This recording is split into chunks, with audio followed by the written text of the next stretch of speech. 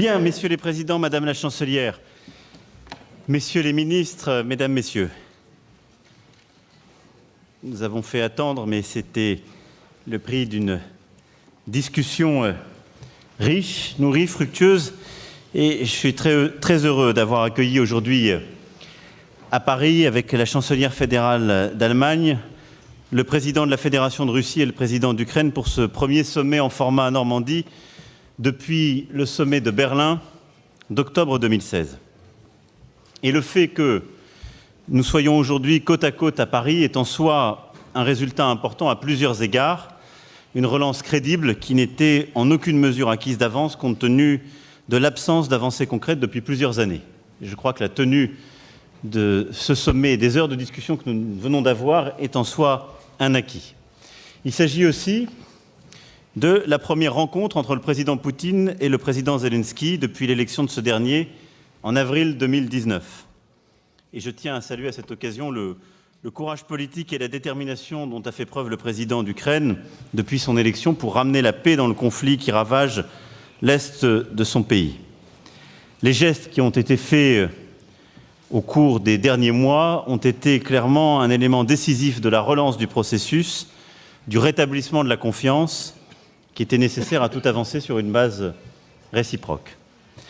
Notre rencontre permet également de réaffirmer au plus haut niveau notre objectif partagé pour parvenir à une paix juste et durable et mettre un terme à un conflit qui n'est en aucune mesure gelé et qui a fait plus de 13 000 morts depuis son déclenchement et continue à faire chaque semaine des victimes et constitue une blessure ouverte au cœur du continent européen.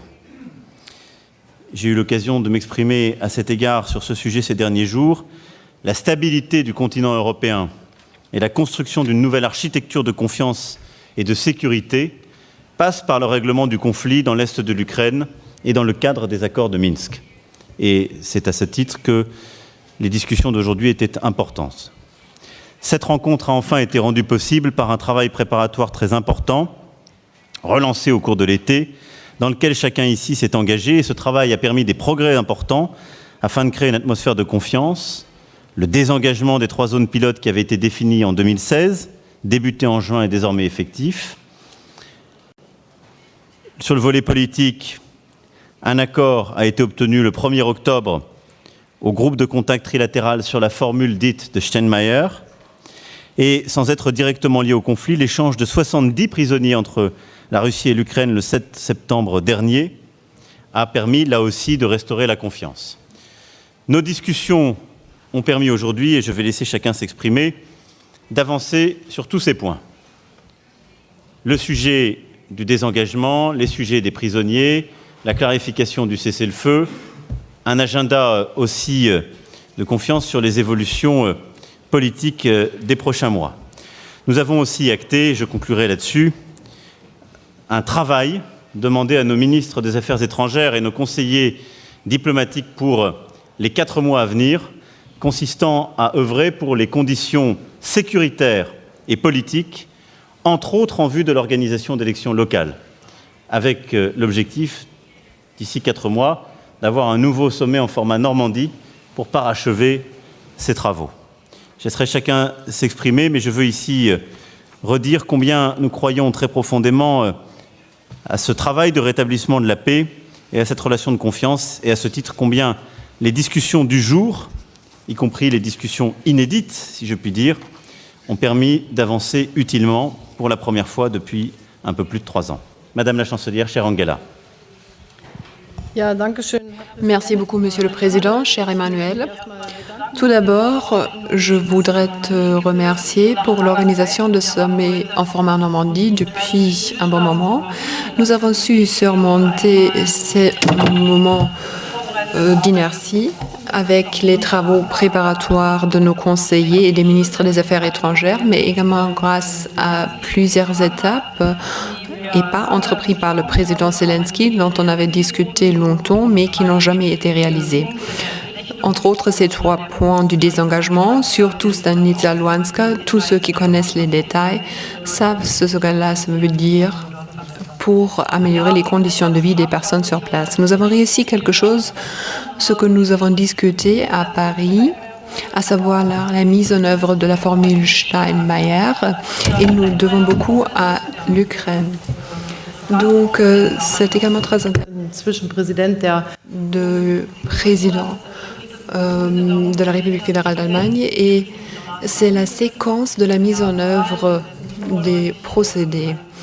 Donc, nous avons une loi relative au statut spécial, et si l'OCDE confirme sous la forme de BIDDH, puis la loi entre en vigueur de façon permanente. Et ce principe qui fait partie ou qui a été annexe aux accords de Minsk, ça, nous l'avons acté avec la Russie. Donc, c'était vraiment une grande avancée. C'est pour cela que nous avons pu organiser cette rencontre aujourd'hui. Nous nous sommes mis d'accord sur 3 points, à savoir des mesures immédiates. Nous savons qu'il n'y a toujours pas de cessez-le-feu et nous avons toujours des mines le long de la ligne de contact et il y a trop peu de points où nous avons réussi le désengagement. Donc, nous sommes fixés des objectifs réalistes, la mise en œuvre du cessez-le-feu d'ici la fin 2019. Le déminage, ce n'est pas facile non plus. Et d'autres points d'ici le mois de mars 2020, donc Stanislavska, Solote et Petrivsk. Et nous allons continuer à travailler en ce sens. Puis,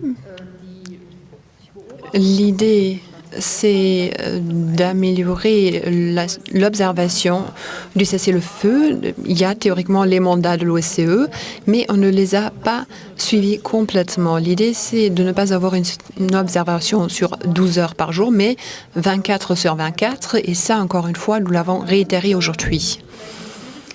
Peut-être le point le plus difficile, nous l'avons nommé, à savoir les mesures pour la mise en œuvre des dispositions politiques des accords de Minsk. En fin de compte, il est question d'une prorogation de la loi relative au statut spécial. Nous voulons mettre pleinement en œuvre le paquet de mesures de Minsk. L'objectif, c'est de pouvoir organiser des élections au niveau local qui seront acceptées par l'OSCE. Dans des conditions existantes, ce n'est pas très simple pour les deux côtés, c'est tout à fait évident. Donc, nous nous sommes mis d'accord que d'ici 4 mois, nous allons nous retrouver et que pendant ce temps-là, les conseillers et les ministres des Affaires étrangères vont parler des conditions politiques et des conditions sécuritaires pour créer les conditions nécessaires afin d'organiser des élections locales. Je dis ouvertement que nous avons encore beaucoup de travail à réaliser, mais j'ai l'impression, après la rencontre d'aujourd'hui, qu'il y a une bonne volonté de résoudre des questions difficiles. Et cette bonne volonté fait partie de la solution de tous les problèmes politiques. Donc, dans ce sens, je peux me permettre de dire qu'en dépit de tous les problèmes que nous constatons, je suis satisfaite de la rencontre d'aujourd'hui. C'est la première fois que le président Poutine et le président Zelensky se sont rencontrés. Nous avons discuté des questions politiques entre nous pendant la réunion bilatérale des deux et j'espère que c'était pour le bien de tous les côtés. Merci beaucoup. Cher Monsieur le Président, chère Madame Merkel, Mesdames et Messieurs, chers journalistes, chers Ukrainiens.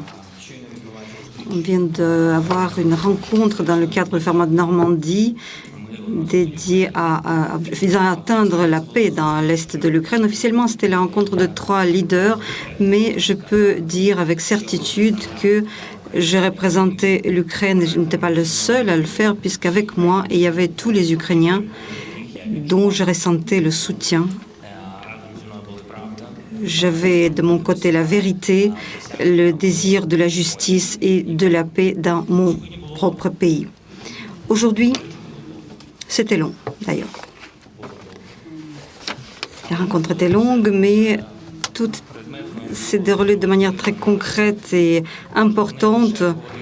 Il était important non seulement de discuter de toutes les questions, mais également de s'entendre sur les pas concrets et les termes de leur exécution, d'obtenir l'accord de leur application par tous les pays participants. La partie ukrainienne insistait sur le règlement complexe de toutes les questions ne serait pas possible sans la composante principale, à savoir la situation sécuritaire dans l'est de l'Ukraine, et que ce n'est qu'en assurant la sécurité que pourraient être réglées les questions politiques. Aujourd'hui, l'Ukraine, l'Allemagne et la France et la Fédération de Russie ont discuté beaucoup de questions et se sont accordés sur des choses importantes. La première sont les mesures quant à la stabilisation de la situation sécuritaire dans l'est de l'Ukraine, à savoir le cessez-le-feu complet et sans limite qui devrait comprendre avant la fin 2019. Afin de faire le monitoring de cette situation et assurer le contrôle sur ce régime de cessez-le-feu, toutes les parties ont rappelé l'importance de l'accès de missions de l'ESE sur tout le territoire et ont insisté sur la nécessité d'élargir le mandat de l'ESE afin d'assurer ce monitoring 24 heures sur 24. Les partis soutiennent également l'élaboration d'un plan renouvelé quant au déminage de territoire. Ensuite, les pays contribuent à la libération de tous les détenus avant le 31 décembre 2019, suivant le principe tous contre tous. Il a été décidé de vérifier la totalité des listes et d'apporter l'accès total et inconditionnel aux représentants de la Croix-Rouge à toutes les personnes détenues. Il a été décidé également, dans le cadre du groupe de contact tripartite, d'établir d'autres zones d'éloignement, de retrait sur 3 points qui sont importants pour l'Ukraine. Aujourd'hui, j'insistais sur la nécessité de restaurer par l'Ukraine le contrôle entier sur sa frontière. Je suis persuadée que nous y reviendrons lors de la prochaine rencontre dans le cadre du format de Normandie d'ici 4 mois. Également, plusieurs reprises, j'ai insisté sur la nécessité d'assurer le retrait de toutes les formations étrangères, les forces armées et le désarmement dans les régions de Donetsk et de Luhansk. J'insistais que les élections dans DNR et LNR ne pourraient avoir lieu que suivant la législation ukrainienne et en respectant les critères de l'ESE et de Copenhague. Les deux parties ont décidé d'atteindre donc les accords dans le cadre du format de Normandie et du groupe de contact tripartite quant à toutes les questions quant aux gestion de ces territoires, du statut particulier de ces territoires et l'incorporation de la formule Steinmeier. Bien évidemment, il y a beaucoup de questions qui restent en suspens, que nous n'avons pas malheureusement réussi à régler aujourd'hui, et il faudrait le faire sans faute à l'avenir. Je suis persuadée que nous le ferons ensemble. La dernière rencontre au format de Normandie a eu lieu il y a 3 ans et le fait même que nous ayons réussi à débloquer ce dialogue est déjà en soi très positif. En même temps, je voudrais établir les principes que je ne violerai jamais en tant que président de l'Ukraine, à savoir, et donc avec lesquels le peuple ukrainien n'acceptera jamais. C'est d'abord l'impossibilité de la fédéralisation. L'Ukraine est un État unique. C'est le changement de la constitution de l'Ukraine sur cette matière. Deuxième chose, l'impossibilité d'exercer une influence quelconque sur la direction et le développement politique de l'Ukraine. L'Ukraine est un pays indépendant, politique et libre, dont le vecteur de développement sera décidé par le peuple ukrainien. La troisième, c'est l'impossibilité de compromis pour régler la question dans l'Est par la voie de renoncement au territoire ukrainien. Nous savons que pour chaque Ukrainien, aussi bien le Donbass que la Crimée, ce sont les territoires de l'Ukraine. Aujourd'hui, au nom de tout le peuple ukrainien, je remarque que les Ukrainiens ont le droit de ne pas croire les promesses et les paroles. Nous avons l'espoir de respect de tous les engagements et nous avons la conscience claire que seuls les faits réels confirmeront ce qui a été dit. De notre côté, nous sommes prêts à remplir nos engagements, mais cette voie est à double direction. Je remercie encore chacun. Je vous remercie tous. Président Poutine, cher Vladimir.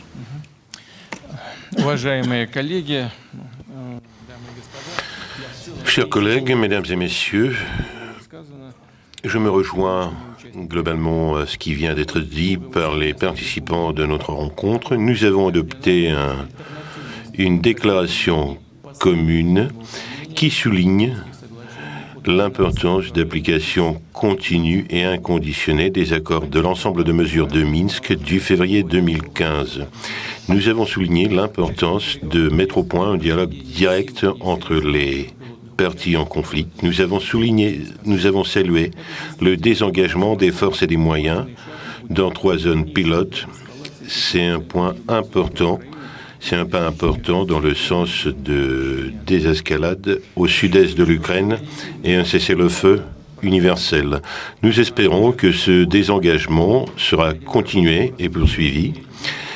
Et sur les zones désengagées, des travaux de déminage et de défortification seront organisés. Il faut également intensifier l'armistice avec l'application des réformes politiques prévues par les accords de Minsk. Avant tout, il s'agit d'une modification de la Constitution pour transcrire à titre permanent le statut spécial de Donbass. Il faut bien sûr poursuivre la durée de la loi sur le statut spécial afin de lui donner finalement un caractère permanent comme c'est prévu dans les accords de Minsk, dans l'ensemble de mesures de Minsk que j'évoquais tout au début. Nous avons prévu l'amendement de ce texte, avant tout en ce qui concerne l'application de l'ainsi nommée formule Steinmeier, mais aussi sur d'autres engagements, l'amnistie et l'interdiction de poursuites judiciaires contre les gens inclus dans des processus dans le sud-est du pays.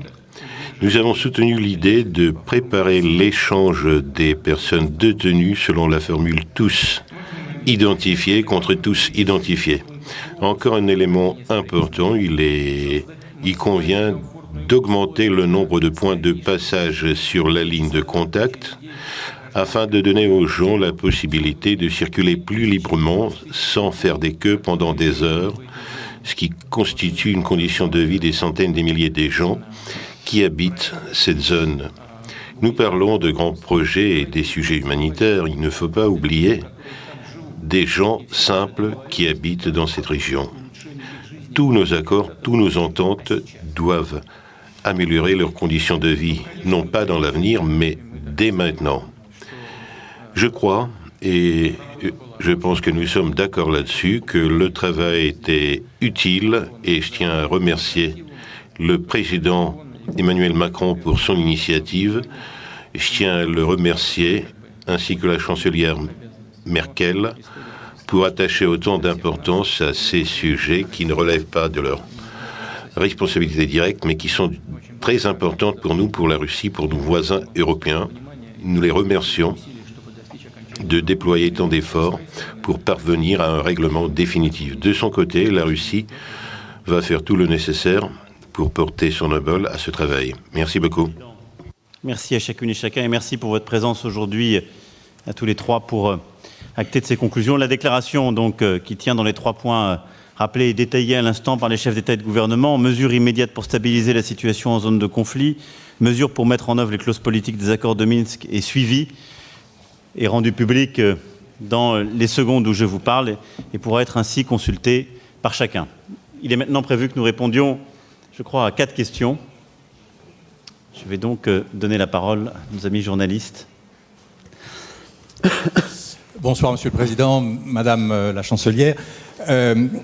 Est-ce que ce soir, on peut parler d'un début de dégel, d'un véritable dégel en Europe, ou bien est-ce qu'il n'y a pas un risque de voir ce conflit durer et finalement de devoir gérer un conflit gelé en Ukraine, en Europe? Donc ça, c'est la première question. Et Monsieur Zelensky, demain, quand vous rentrerez à Kiev, qu'est-ce qui aura vraiment changé pour vos compatriotes? Monsieur Poutine, vous-même, est-ce que vous pensez que nous assistons à un dégel? Et est-ce que vous pensez qu'on peut aller plus loin encore pour établir une véritable paix? Et puis j'ai une question pour Monsieur Poutine, que nous avons la chance d'avoir à Paris aujourd'hui. Aujourd'hui même, il a été décidé par l'Alliance mondiale antidopage que les sportifs russes ne pourraient plus participer aux Jeux olympiques de Tokyo et de Pékin. C'est une décision évidemment très importante. Est-ce que vous allez faire appel de cette décision? Est-ce que vous pensez, comme votre Premier ministre, M. Medvedev, qu'il y a de sérieux problèmes de dopage en Russie? Merci pour votre réaction.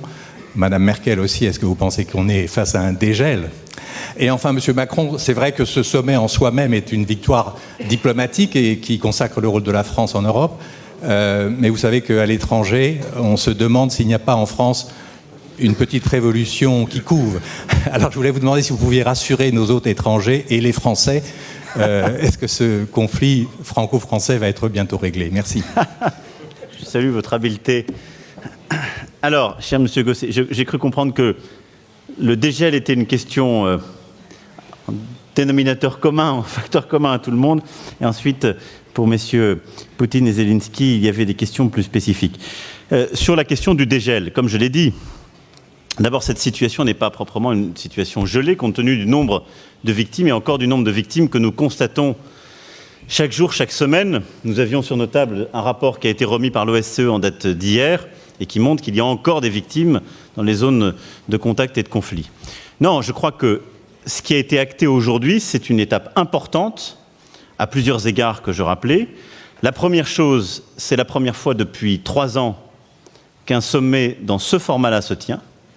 Et donc, je ne parlerai pas de dégel, mais nous réactivons un format diplomatique qui a montré son utilité et qui est le seul chargé justement de la bonne mise en œuvre des accords de Minsk. Deuxième élément, c'est la première fois depuis le mois d'avril que les présidents Zelensky et Poutine se rencontrent. Et ils ont eu l'occasion d'avoir 1 heure d'échange bilatéral et nous avons eu des échanges très nourris et très libres. Et la troisième chose, c'est que nous actons à court terme et moyen terme des avancées tangibles. Celle de poursuivre sur les échanges de prisonniers d'ici la fin de l'année, avec des listes qui ont d'ores et déjà été échangées et qui, je l'espère, permettront donc dans les prochaines semaines des résultats très concrets. Celle sur le cessez-le-feu, avec là aussi des engagements très clairs sur 3 zones de désengagement concrètes actées par la partie ukrainienne. Celle aussi d'un réengagement de l'OSCE, sur lequel nous mettons tous les 4, si je puis dire, la volonté d'avoir non seulement les membres qui sont aujourd'hui présents sur le terrain, mais la bonne mise en œuvre de ce qui a été acté en 2014, c'est-à-dire une présence, comme le rappelait Madame la Chancelière, 24 heures sur 24, 7 jours sur 7, ce qui était une demande très forte du président Zelensky. Et puis, on sait qu'il y a des désaccords, il y a des questions de calendrier et de phasage. On a eu une très longue discussion là-dessus, mais la discussion d'aujourd'hui a permis de dire on se donne 4 mois pour articuler les conditions sécuritaires et politiques pour ces élections locales. Sujet qui, au fond, depuis l'élaboration de la formule Steinmeier, n'avait jamais été acté. On a aujourd'hui vu les désaccords sur ce point, on n'a pas trouvé la solution miracle, mais on a permis d'avancer. Donc voilà, il y a des avancées très concrètes pour les gens. Il y a la reprise de discussion sous ce format-là et sur le plan bilatéral, et il y a des perspectives d'ici à 4 mois d'avancer. Donc pour toutes ces raisons, je pense que c'est un sommet qui est extrêmement positif et qui est une étape en avant très importante. Enfin, pour la question plus franco-française, j'ai pleinement rassuré Vladimir Poutine en lui disant que les manifestations à Paris ne concernaient absolument pas la réforme des retraites menée en Russie. Et chacun autour de la table sait ce qu'est une réforme indispensable à son pays et ce qu'elle implique d'être menée. Ça relève de l'action du gouvernement et des annonces qui seront faites demain. Je n'ai pas senti une grande inquiétude. Je vous rassure. Moi, je voudrais peut-être ajouter que le paquet de mesures de Minsk date du 19 septembre 2014. Bien sûr, des élections ont lieu en Ukraine. La question qui s'impose, c'est est-ce qu'un tel mémorandum, un tel paquet de mesures reste figé ou est-ce qu'on peut le ranimer? Et avec les mesures prises par le président Zelensky après son élection, les conditions ont été créées pour créer davantage d'élasticité et de souplesse pour ranimer vraiment ce paquet de mesures. C'était donc aujourd'hui l'étape franchie. Maintenant, il faudra continuer à travailler inlassablement là-dessus, mais nous avons repris de l'élan. Donc, nous avons de nouveau ce mouvement. Je vous remercie. Tout d'abord, je voudrais dire qu'il me semble que M. le Président Macron a déjà répondu à la question que vous m'avez posée, mais je répondrai avec plaisir que ce qui compte surtout pour moi, c'est la vie humaine. J'ai toujours dit, ça parce que je veux me répéter, mais parce que c'est la vérité. Donc l'essentiel pour moi, c'est la raison de ma visite, c'est l'échange de tous les prisonniers contre tous les prisonniers qui a été transcrit dans Minsk. Nous avons établi aujourd'hui les termes, donc les dates, et j'espère beaucoup que nous aurons cet échange, car nous avons parlé au départ de 24 décembre. Nous étions presque d'accord. Ensuite, nous avons décidé de ne pas prendre le risque et établir comme échéance la fin de cette année, car nous souhaitons ardemment que nos Ukrainiens puissent rentrer et passer les fêtes de fin d'année avec leurs familles, leurs enfants, etc. Avec leurs proches en tout cas. Je suis persuadée que nous ferons tout notre possible, tous, pour y arriver. Pourquoi la différence est que cette discussion a toujours eu lieu à Minsk dans le cadre du groupe de contact tripartite. Ça n'a pas toujours été réalisé. Il me semble qu'aujourd'hui, lorsque la question a remonté de grade, de niveau, il me semble que cette question pourra être réglée rapidement par les deux côtés et que nous pourrons procéder à un échange avant la fin de l'année. Deuxième question, le cessez-le-feu. J'ai déjà dit aujourd'hui qu'il me semble que pour l'instant, que je ne sais pas comment nous pourrons contrôler cette situation. Le cessez-le-feu a été proclamé à 20 reprises et durant 5-6 dernières années, et les 20 fois, ce cessez-le-feu a été violé. Par conséquent, aujourd'hui, nous avons parlé du fait que nous y appliquerons avec tout notre sérieux. L'Allemagne, la France vont nous soutenir et que la Fédération de Russie ayant une grande influence sur les séparatistes, sur les territoires temporairement occupés. Et nous, l'Ukraine, de notre côté, nous ferons tout notre possible, nous apporterons le contrôle. Je suis persuadée que si toutes les parties le souhaitent, nous aurons le bon résultat et qu'avant la fin de l'année, ce cessez-le-feu aura lieu et sera effectif. Beaucoup de questions ont été soulevées. Malheureusement, mes collègues m'ont dit que c'était déjà un très bon résultat pour une première rencontre. Pour moi, à vrai dire, ce n'est pas assez. J'aurais aimé régler plus de questions. Je ne cherche pas tellement de victoire, mais je cherche de régler les problèmes. Et je voudrais dire que nous avons discuté de toutes les questions compliquées et ils ont toutes fait partie de l'ordre du jour, puisque nous en avons parlé. Cela veut dire qu'il n'y a pas de conflit gelé. C'est le début de déblocage, le début de dialogue, et c'est ça l'essentiel. La troisième question, je pense que nous retrouverons d'ici 4 mois et nous pourrons en fonction des résultats et de ce qui a été réglé et acté aujourd'hui, nous pourrons procéder à d'autres questions. Et la cinquième chose, eh bien, qu'est-ce que j'attends? Eh bien, j'attends aussi de revenir à Kiev. La ville me manque. Alors, en ce qui concerne le dégel, sans doute, parce que d'abord, écoutez, il y avait déjà l'échange par des personnes détenues. Ça a été déjà fait. Ensuite, on est arrivé jusqu'à des engagements dans les 3 points clés. C'est ce qui a été fait. Ensuite, on vient de se retrouver dans le format de Normandie. Et on s'est penché sur un large éventail de questions, dont, pour la majorité de questions, on est arrivé à du progrès. Toutes ces choses confondues, ça nous laisse à penser que le processus est en train de se développer dans la bonne direction.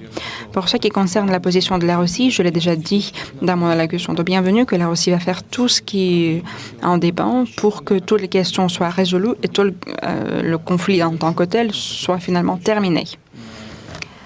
Mais je voudrais alors là-dessus souligner une fois de plus qu'il est surtout important pour que les parties en conflit se parlent, pour qu'il y ait le dialogue direct. Aucun conflit dans le monde n'aurait jamais été réglé sans le dialogue direct entre les parties prenantes de ce conflit. Par rapport au dopage et la décision de l'Agence mondiale antidopage, est-ce que la Russie va faire appel de cette décision? Alors d'abord, il faut bien analyser cette décision. Ce qui est évident comme ça, ce que je vois tout de suite, c'est que d'abord, il n'y a pas de question par rapport au Comité national olympique russe. Et si jamais il n'y a pas de questions à lui reposer, c'est que le pays a fait ses droits de se présenter sous son drapeau national d'après la charte olympique. Et alors, ne serait-ce que dans cette partie, la décision de l'Agence mondiale antidopage contredit la charte olympique. Et là, nous avons tout à fait des raisons pour faire appel de cette décision. Mais sinon, on va revoir ce que ça donne. Il faut que les spécialistes, les experts s'y penchent et pour qu'on puisse avoir la position bien fondée pendant les négociations avec nos partenaires. Mais ce qui est surtout important, d'après mon avis, et en fait tout le monde est en fait d'accord là-dessus, c'est que toute punition, d'après le droit romain encore, doit être individuelle. Et il faut partir des choses qui sont commises par telle ou telle personne. En revanche, les punitions ne peuvent pas porter de caractère collectif et être répandues envers des personnes qui n'ont rien à voir avec des infractions commises. Et tout le monde le comprend. Et les spécialistes en provenance de l'Agence mondiale antidopage le comprennent également, j'en suis sûre. S'il y a des personnes qui prennent des décisions volontaires sur ces punitions collectives, alors il y a toutes les bonnes bases pour penser qu'à la base de ces décisions, ce n'est pas la précaution sur la pureté du sport national et international, mais en revanche de la volonté politique qui n'a rien à voir avec le sport. Michael Fischer, Deutsche Presseagentur. Madame la Chancelière, avant le sommet, aujourd'hui, vous avez eu un entretien bilatéral avec le président Poutine. Moi, je voudrais savoir si lors de cet entretien, vous avez également parlé des meurtres dans le Tiergarten. Il y a eu à Berlin, parce que cela a lourdement pesé sur la relation germano-russe. Et est-ce que dans votre entretien bilatéral, vous avez gagné l'impression qu'il y a une certaine volonté de coopérer du côté russe en ce qui concerne le fait de faire toute la lumière sur ce meurtre? Et puis, à l'égard du président Poutine, vous avez annoncé l'expulsion de 2 diplomates allemands et vous avez annoncé des mesures de représailles. Jusqu'à quand faudra-t-il s'y attendre et à quel point jugez-vous la crise grave dans les relations germano-russes? Et Monsieur le Président Macron, pour vous, une question. L'année dernière, il y a eu un cas semblable en Grande-Bretagne. À l'époque, parmi les alliés occidentaux, il y a eu une forte solidarité. 29 pays au total ont expulsé les diplomates russes. Est-ce que vous pouvez vous imaginer procéder de la même façon si le soupçon s'avère vrai, qu'il y a une co-responsabilité russe pour ce meurtre? Oui, effectivement, il y a eu un entretien bilatéral et dans le contexte de cet entretien bilatéral, j'ai souligné que nous, du côté allemand, nous nous attendons à ce que le côté russe coopère et nous fournit les informations dont le côté russe dispose. Voilà, c'est ce à quoi on peut s'attendre. Nous avons un soupçon initial du procureur général fédéral, pas moins et pas plus. Voilà, c'est ce que j'ai également dit au président russe. Et je pense que le côté russe va nous mettre à disposition les informations, au moins je le trouverai bien. Vous avez mentionné le meurtre d'un Géorgien. Ce n'est pas vraiment le cas. Je sais qu'au Berlin, il y avait un homme qui a péri. Ce n'est pas tout simplement géorgien, mais c'est un homme qui a participé d'une manière active à des hostilités du côté des séparatistes au Caucase. Il n'est pas géorgien ethnique, c'est celui qui a été recherché par nos services spéciaux. C'est un combattant, mais la personne qui a beaucoup de sang sur lui. Ne serait-ce que dans son seul attentat dont il a été l'organisateur, il a tué 99%. Il a été l'un des organisateurs des explosions dans le métro de Moscou. Je ne sais pas ce qui s'est passé avec lui. Ce sont des bandits. N'importe quel règlement de compte est susceptible de se passer entre eux. Mais ne serait-ce qu'à la base des idées faite au préalable, ce n'est pas correct d'expulser les diplomates qui n'ont rien à voir avec ça. Vous avez demandé notre avis sur des mesures de rétorsion. En fait, il y a les lois non écrites et qui s'opposent là-dessus. Vous avez expulsé nos diplomates, nous allons expulser les vôtres. Voilà, puis c'est tout. Est-ce que cela relève d'une crise dans les relations? Bon, il n'y a rien de très bon là-dessus, mais je ne pense pas non plus que ça soit une crise. En revanche, il faut sans doute trouver les coupables. Avec la chancelière, on va le faire, je suis d'accord, et on va faire tout le possible pour aider nos collègues allemands. D'ailleurs, ça serait très bien de coopérer non pas seulement dans des circonstances aussi tragiques, mais aussi dans d'autres circonstances. Par exemple, là-dessus, la Russie a demandé à multiples reprises d'extradier ce bandit, ce meurtre, mais malheureusement, on n'a pas trouvé preneur. Nous sommes dans une phase d'investigation. Le jour où les faits seront établis, ils seront partagés. Sur la base de ces faits, si une solidarité était appelée, elle sera effective et la France sera au rendez-vous, comme elle l'est à chaque fois. On va prendre la troisième question.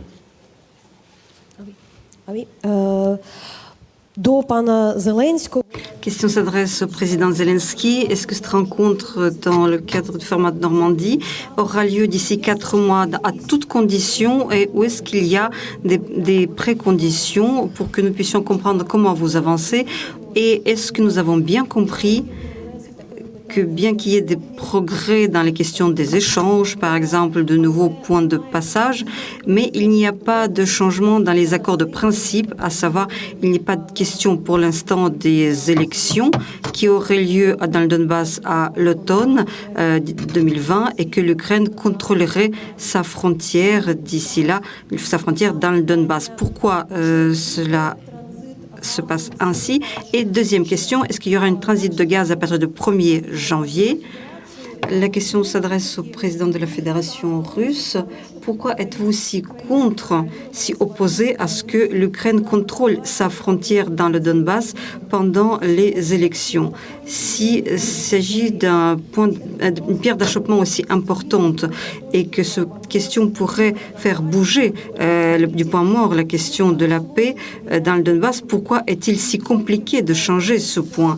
Et dans cette situation, dans le changement de ce conflit, continuerez-vous à expliquer et comment expliquerez-vous la protection de la population russophone, car aujourd'hui l'Ukraine a un président russophone qui bénéficie de soutien, y compris dans le sud-est de l'Ukraine.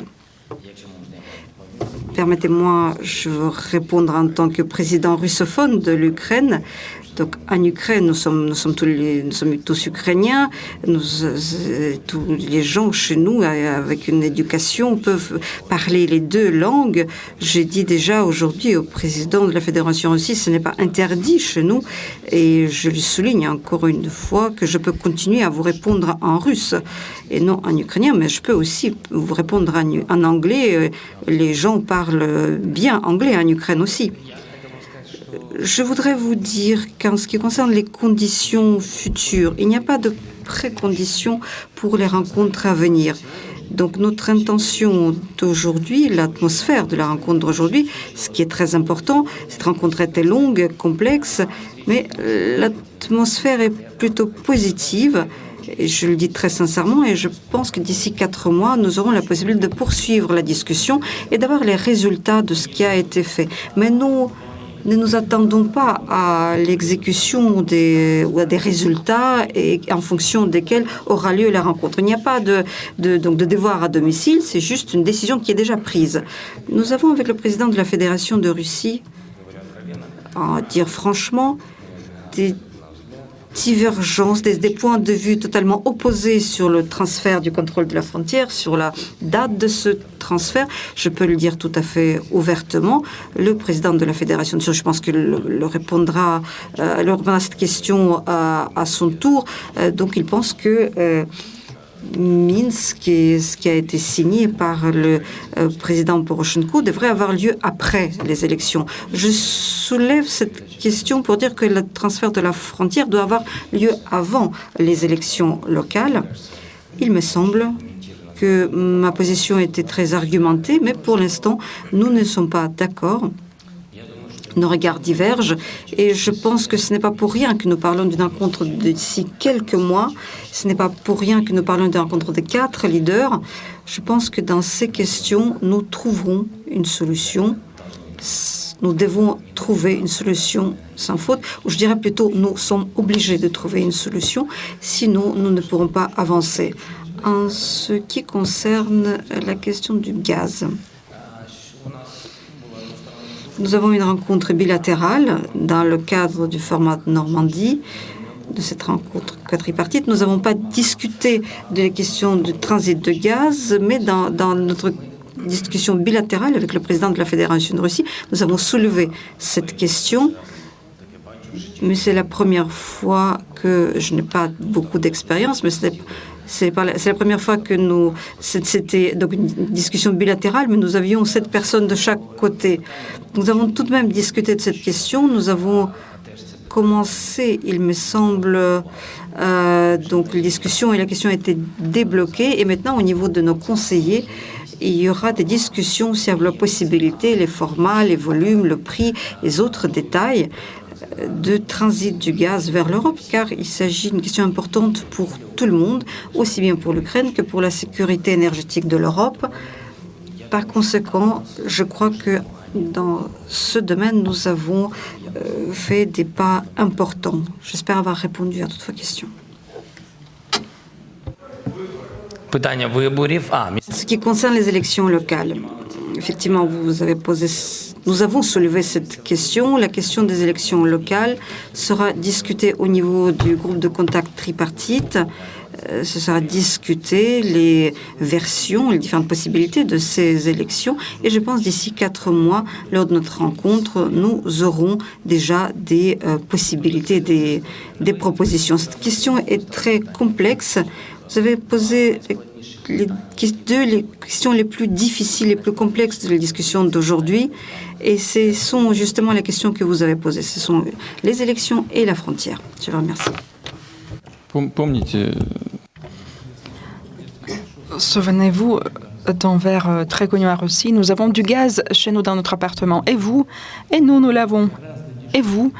Nous l'avons à voir aussi. Alors, vous avez à voir aussi votre gaz, et même peut-être beaucoup plus bon marché si on va tomber d'accord sur le travail franc et ouvert. Même peut-être 25% plus bon marché par rapport au prix actuel du consommateur final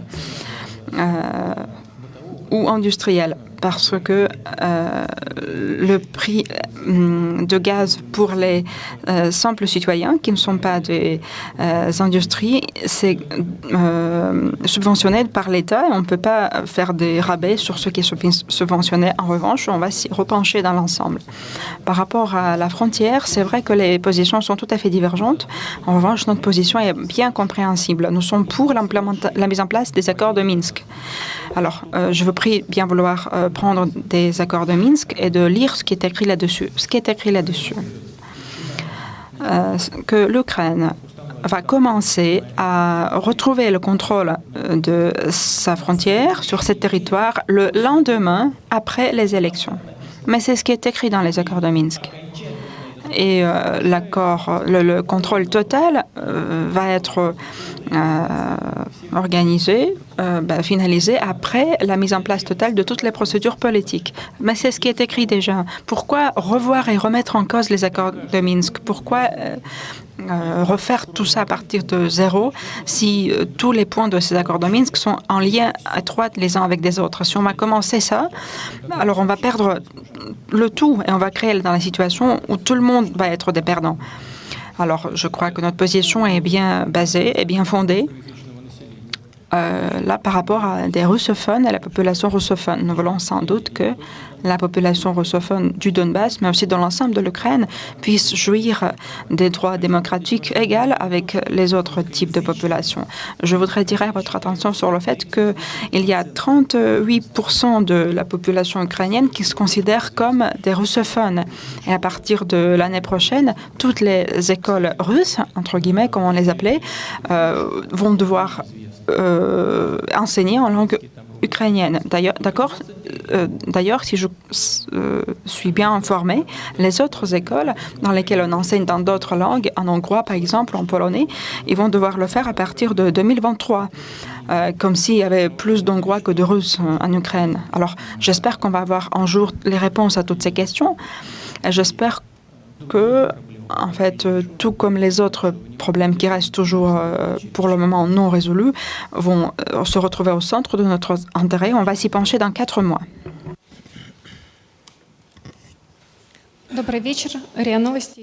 Bonjour, c'est RIA Novosti, Ilona Rudneva. Je voudrais adresser ma question à M. Zelensky. Vous venez de parler de la paix et de la stabilité. Et dans les propositions électorales que vous aviez faites, il y avait aussi du rhétorique sur la paix sur le Donbass et sur l'ensemble de l'Ukraine. Là, après la rencontre dans le format de Normandie, est-ce que vous pouvez en dédier que les pas envers cette paix tant désirée sont déjà faits? Et je voudrais également préciser sur des projets de règlement pacifique. Est-ce que vous êtes prête, tout en mettant en place un plan de règlement pacifique qui que ce soit, de rentrer en contact avec les républiques autoproclamées? Une autre question va vers M. Poutine. Vous avez mentionné le fait que les accords de Minsk n'ont pas d'alternative et qui sont doivent être pérennisés et ils n'ont pas d'autres lectures. Mais là, Mme Merkel vient nous dire que les accords de Minsk, c'est quelque chose de souple. Alors, est-ce que vous avez réitéré le caractère permanent de ces accords? Le caractère intangible. Vous comprenez sans doute que tout accord est dans une certaine mesure souple parce que certaines choses qui sont écrites sur du papier sont tout à fait susceptibles d'être comprises de différentes manières par les parties au conflit et par les parties prenantes. Et là, certainement, il y avait de la discussion autour des choses qui figurent dans les accords de Minsk, qui sont directement écrites là. En revanche, il y a aussi d'autres questions qui sont nées en tant que compromis déjà après la signature des accords de Minsk de 2015. Et c'est tout à fait normal, tout à fait évident que de différents pays ont de visions différentes de ces questions. Je suis d'accord là avec Mme Angela Merkel, elle a absolument raison. En revanche, ce vers quoi on aspire tous, c'est de retrouver le standard unifié juridique, je dirais, par rapport à ces accords de Minsk. Je suis en revanche tout à fait d'accord avec le fait qu'il n'y a pas d'autre alternative à cette solution que les accords de Minsk et que de les mettre en place à 100%. Je vous remercie de votre question. Si vous êtes d'accord, je commencerai donc par le deuxième. Donc je prépare les... Donc en ce qui concerne cette question de contact avec les autorités, le dialogue direct, je suis bien évidemment prêt et je parle toujours avec les gens de là-bas. Je viens moi-même du Sud-Est. Plus de 3 millions de personnes ont quitté ces territoires occupés pour se réinstaller en Ukraine. C'est un aspect très important pour moi. Nous avons manqué de temps, tout simplement. Nous avons parlé de manière assez superficielle. Nous n'avons pas pu en discuter en profondeur. Soyons honnêtes. La rencontre à Minsk, donc il y a eu les représentants de ce que nous appelons les séparatistes, les représentants de ces gens qui sont donc les représentants, soi-disant, de ce territoire occupé. J'ai beaucoup d'amis qui viennent de ces territoires, des gens éduqués qui ont quitté, qui ont fui les bombes, qui ont fui les bombardements, qui ont perdu leur maison, leurs proches, qui vivent aujourd'hui sur le territoire ukrainien, de l'Ukraine indépendante. Je suis en dialogue avec eux. Est-ce que je suis prête à discuter avec eux? Je discute tous les jours avec eux. Je vous dirais plus, là où je travaillais avant la présidence, la société quartier 95, sur 95, il y a eu beaucoup de gens qui viennent de ces territoires occupés du Donbass.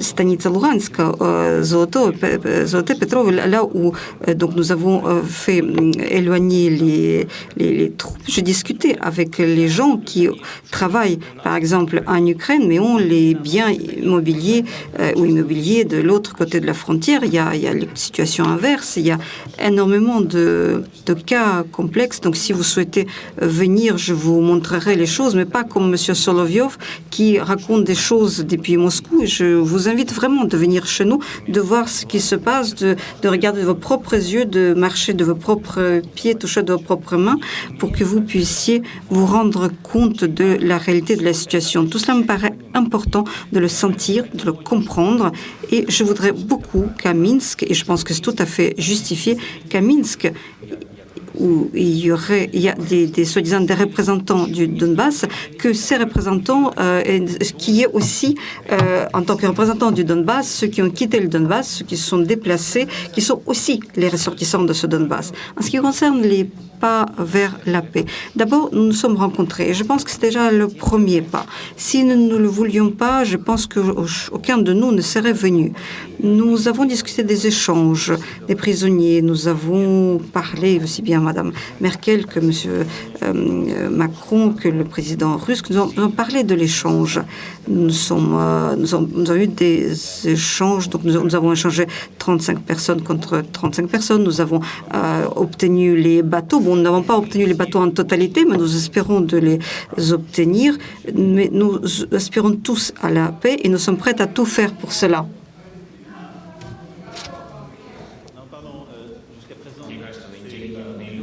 Je pense que vous êtes... Donc je pense qu'il faut...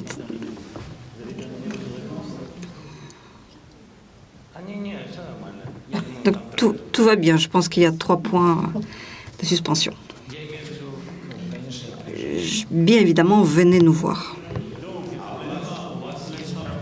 Vous avez des problèmes de traverser la frontière, de franchir la frontière?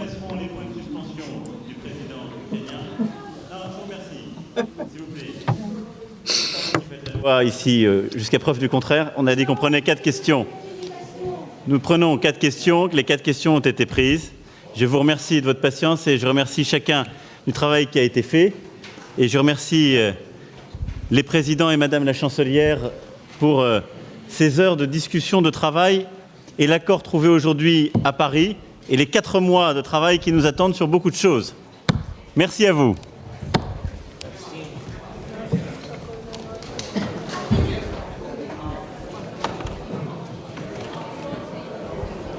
What was your...